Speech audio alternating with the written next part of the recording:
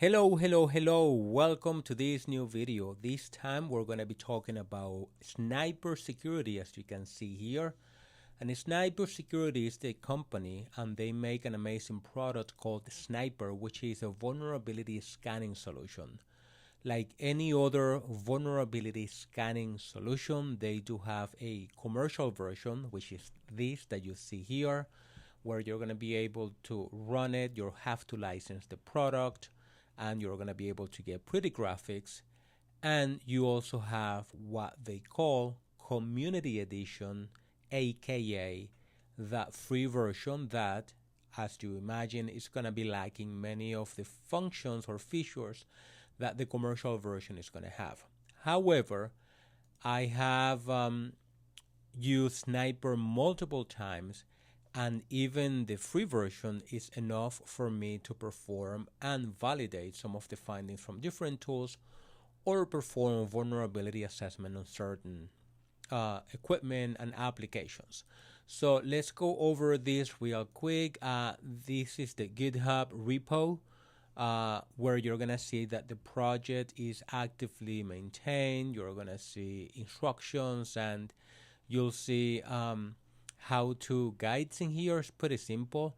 And as you can see, if we scroll down, to install this on your Debian, Parrot, Kali, or Ubuntu computer, it's super simple. You pretty much just copy these commands and paste them or type them into the command line, and that's going to take care of everything for you.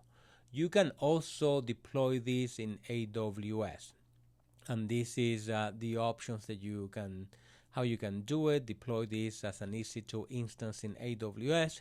You can also install this, install the Docker option of it if that's your thing, and you have multiple options. So I'm gonna be doing the installation on my Kali computer, and as you could see, let me start right here. Paste, and let me do this, and this is gonna take some time, so I'll pause the video whenever it's taking a long time, and then I'll restart it. Okay, so it just took maybe a minute or two. See the Sniper now, and then from here is where we're gonna do the installation with the bash install. So I'm just gonna paste my selection, and this is gonna take some time, so I'm gonna pause the video and I'll continue once it is finished. Okay, so we're back, and my installation took probably 20 or 25 minutes, and depending on your internet connection and system configuration, it may take more or less. But anyway, we're here. So the installation was pretty straightforward, as you saw. Something to keep in mind is two things. When you run the executable to install it, actually you need to use root privileges. So I didn't type sudo before.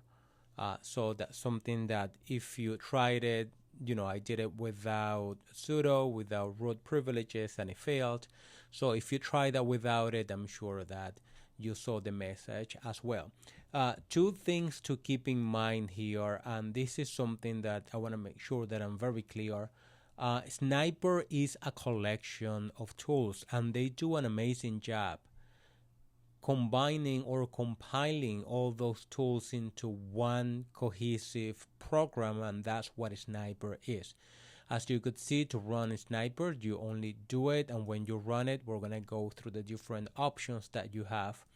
But as I mentioned before, it's a collection of tools, and one of the tools that it gets installed, as you can see here, is Find Exploit, which is super useful because right from here, in this case from the command line, you could type the command, and it's gonna help you find exploit to potential vulnerabilities.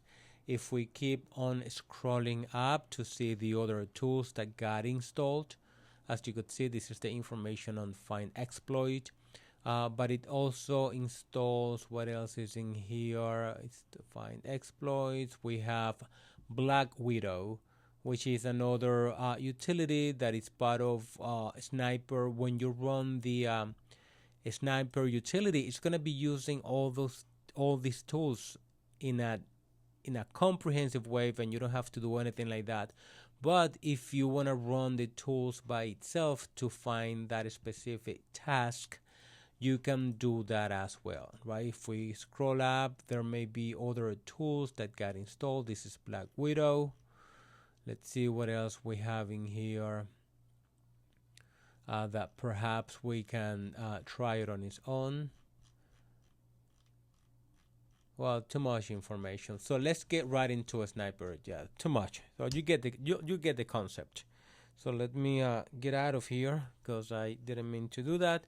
So you do Sniper. That's all you need to do. And when you do that, that's gonna show you the help menu. And again, we need to do this with root privileges. So sudo Sniper.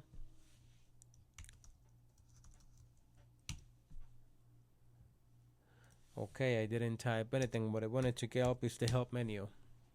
Okay, so here we are. I usually run this with the default option, which is I throw everything at it, because I use Sniper as a verification utility for other vulnerability assessments that I use.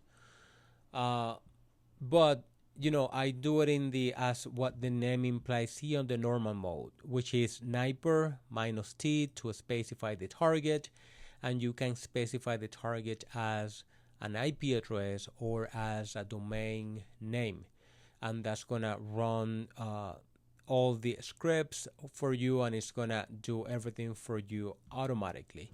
If you have more specific needs, for instance, if you want to do open source intelligence, and I just created a video on the open source framework utility, which is very useful. So here you have the option for open source and recon, so you could do that, and you get the concept. If you just want to do a discovery mode, if you want to do full port only scan modes, so you can do this, right? Or if you want to do just the web port modes, the HTTP and HTTPS traffic for web application, you can do that as well. The more you do it, the easier it's gonna become for you to use this. Again, what I've been doing is just using the normal mode and extracting the information from there, because as I've always said in the past, you need to use more than one tool, especially when you're doing or performing vulnerability assessments, to validate the findings from one to the other. There have been many occasions where I use a vulnerability scanning solution that is up to date, and then I use another one, and the other finds vulnerabilities that were not detected on the first one. So that's very common, and as you could see here, you could do match scans, you could do only port scans, you can go nuke, and I'm hope for the best, like throwing a Hail Mary at it and see what happens. You can do port scan mode. Let's see what else we have here. Oh, every time that you do this, that's gonna create a worst place directory, which is very useful, because with the worst place directory, every time that you perform a scan, all the findings are gonna be saved in that specific workspace, which is a similar concept that you can also see in Metasploit when you create workspaces, and that's something that is going to make your life easier to maintain everything organized, and then you can delete workspaces. Something that I have to mention is that the source code is similar to the commercial version, and in the commercial version you're going to, I believe, for your license up to 10 workspaces, I believe, if I'm not mistaken, but you can delete the workspaces. I don't think there's any limit with the free version, because it's free as of how many workspaces you are gonna have. And then let's just run an example, and then if you're new to it, you'll see how it works and why you would like to run something like this. Something that I want to mention that I didn't mention before, this is a fresh installation, so it is completely up to date. But if you've had a Sniper running for a couple of weeks, it is a good thing to run an update to see if there's any new signatures or any new configuration that is going to help you with your assessment. So we're going to go back to, we're going to run the normal mode. So in this case, let's come here. And I'm going to do sudo sniper -t to specify the target. And in this case, I'm going to specify one of the many domains that I use for testing purposes. This is a domain that I have ownership on. I would advise you not to run this on equipment or domains that you don't know. You can easily create a denial of service on your target depending on how much traffic you are using and what type of scan you're using. That's something to keep in mind. So in my case, I'm gonna do jdtechsolutions.net, one of the many domains I have for testing purposes, and I'm gonna do the enter. And I'm not gonna stay here for the whole scan, but I just want to point out a couple of things right here. And this is that, as you could see here, any findings that the system is going to find is going to create it in a workspace, right? As you could see here. And any loads that it finds is going to be saved there. So once this is done, we're going to go through the different directories where you're going to see the workspaces, the loads, and the scans, and everything is going to be saved in an organized, easy to read way. Now, the commercial version is easier because that's going to be able to create the output of that in a graphical way that is going to be super easy for analyzing that, the findings, and for reporting purposes. But hey, you know, this is better than nothing, right? As you could see here, this is going to start performing the different functions that I was telling you about. It's going to be running a TCP scan, but before that it ran a ping host, and it's going through all the different options for the network scans or port scans. Something to keep in mind, as I mentioned before, is that Sniper is a collection of tools. In this case, it is using Nmap, like most vulnerability scannings or scanners. They use Nmap as one of the core foundational stones to perform the network reconnaissance, and maybe used some of the Nmap scripts for that. So you can see that in here. And it also uses other vulnerabilities assessment solutions like nuclei. It uses the nuclei templates for that. And you're going to see that in here if it finds anything. So, so this finished already. I guess not too many findings, or I mistyped the domain name. Let's see.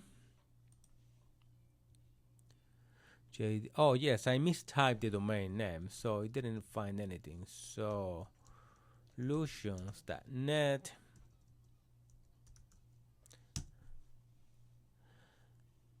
And let's this is gonna do its magic one more time, and you're gonna see that it found something compared to before. If I come here, it resolved the IP address, as you could see here, and it also found the open ports for this target. Let me scroll down. As you could see right now, it is using, this is what, Sniper Black Widow, maybe this is it, just running the scans. And this is where it's gonna start running the different utilities that are part of Sniper, right? As you could see here, is using WAVWolf, which is a utility to detect and identify web applications that are protecting websites. And as you could see here, it's going to detect and identify anything. It's going to go through the port scans, and you get the concept. So I'm just going to pause the video here until it is done. Then we'll talk about the findings and how you can utilize and find the locations where the files are being saved, so on and so forth. Okay, so the scan finished.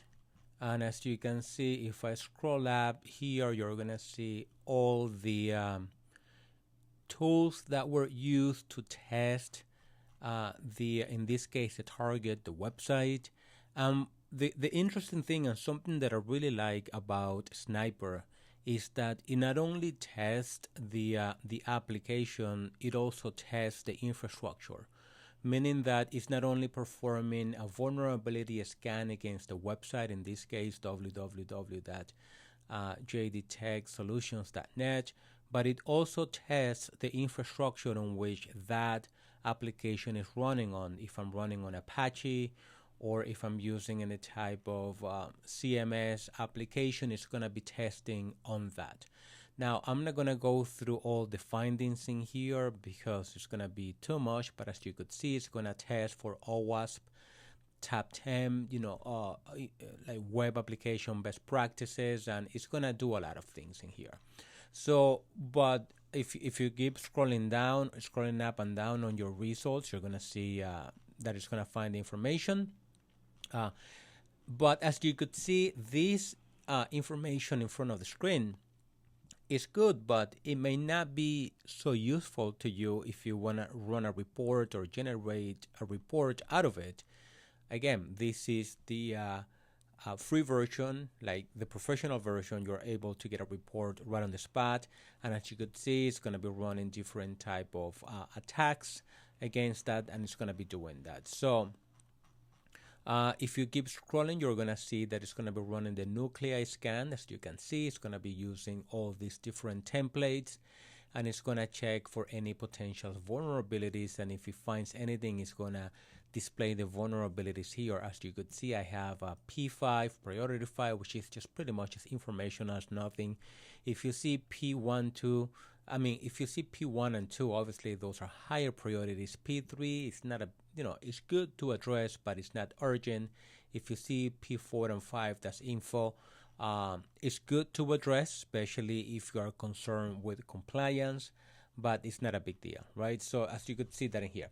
So what I wanted to show you is that all these findings are going to be saved in the as you could see here, in the workspace directory. And as you run more scans, all the findings are going to be saved in the workspace. Each scan is going to have its own unique workspace, and within that you're going to have the specific target that you specified, and within that directory then you're going to be able to find all the different subdirectories with more information. So let's go to that directory. We're going to go to user share. We're going to go sniper. We're going to go to loot, right? And then as you could see, you're going to see the different directories with information, and we're going to go into workspace. And I have two workspaces, and the reason for that is because Sniper ran two scans on this web app, and in this case it ran it on HTTP and HTTPS. So if I go to cd jdtechsolutions.net, I'm gonna have to, if I go into cd scans, you're gonna see the results of the scans of whatever result is showing there, right? So as you could see, this is the txt file, the results that are there.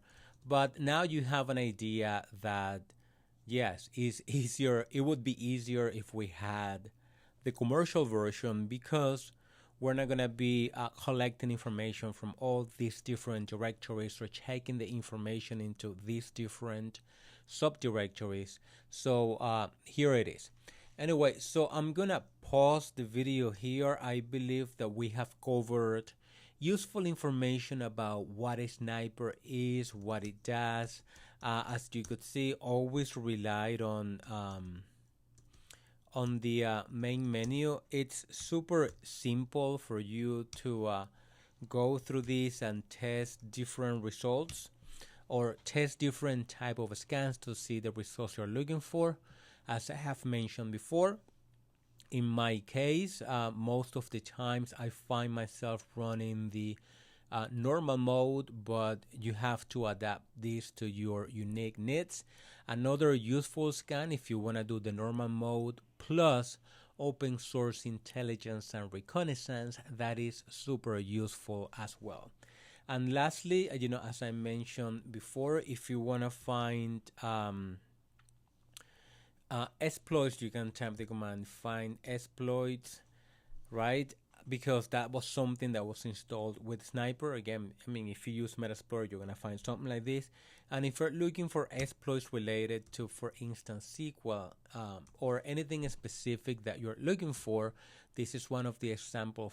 Find exploit, Windows XP, remote, whatever. This is gonna do it for you, and it's gonna show you the different exploits related to SQL. Obviously, this search is too broad. I just wanted to show you, the functionality that it has. And if you click on OK, as you see here, it also gives you the option to go out to the web and display the information about the exploit for MySQL or SQL in this case. So there you go, a lot of information, very useful tool. I hope that you use it, that you incorporate this tool into your day-to-day activity. And lastly, if you found this information useful, all I ask you to do is to click on the like button, consider subscribing to the channel. If you feel that someone else can benefit from this information, feel free to share this video with somebody else, and also check out other videos in the channel that I have a lot of content and information when it comes to security tools and security best practice. Thanks for watching, and I'll talk to you on the next video.